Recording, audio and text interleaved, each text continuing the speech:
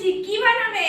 কি আর বানাবো, সর্ষে ইলিশ বানাবো। বর্ষার ইলিশ মানেই বাঙালির কাছে একটা আলাদাই ভালোবাসা। সেটা যদি আবার সর্ষে ইলিশ হয় তাহলে তো দারুণ, তাই না? চলো তাহলে আজ বানাই সর্ষে ইলিশ। প্রথমে সর্ষে বাটা, কাঁচা লঙ্কা, হলুদ গুঁড়ো আর পরিমাণ মতো নুন আর কাশ্মীরি লঙ্কার গুঁড়ো দিয়ে ভালো করে মাখিয়ে নিতে হবে। আচ্ছা, ইলিশ মাছ তো শুনেছি কাঁচা লঙ্কা দিয়েই হয়, তাহলে তুমি কাশ্মীরি লঙ্কার গুঁড়ো দিলে কেন? আরে বাবা, একটু কালারের জন্য দিতে হয়। দেখো তো, সর্ষে বাটাটা দিয়ে তো আমি ভালো করে মাছগুলোতে মাখিয়ে নিয়েছি, এরপর কি করতে হবে গো? তারপরে কড়াইয়ের মধ্যে সর্ষের তেল দিয়ে কালো জিরে, শুকনো লঙ্কা দিয়ে মাছগুলোকে এক এক করে বসিয়ে দিতে হবে। 2-1 মিনিট হলে মাছগুলোকে এক এক করে আবার উল্টে দিতে হবে। উল্টে দিয়ে যে সর্ষে বাটা ধোয়া জলগুলো রয়েছে সেই জলটা দিয়ে দিতে হবে। এরপরে খানিকক্ষণ ঢাকা দিয়ে রেখে তারপর ঢাকাটা খুলে নিয়ে ধনেপাতা আর কাঁচা তেল ছড়িয়ে দিলেই রেডি। ওমা, এত তাড়াতাড়ি সর্ষে ইলিশ রেডি হয়ে গেল? হ্যাঁ, এবার একটু টেস্ট করে দেখ। ওমা, এটা তো হেব্বি হেব্বি হয়েছে।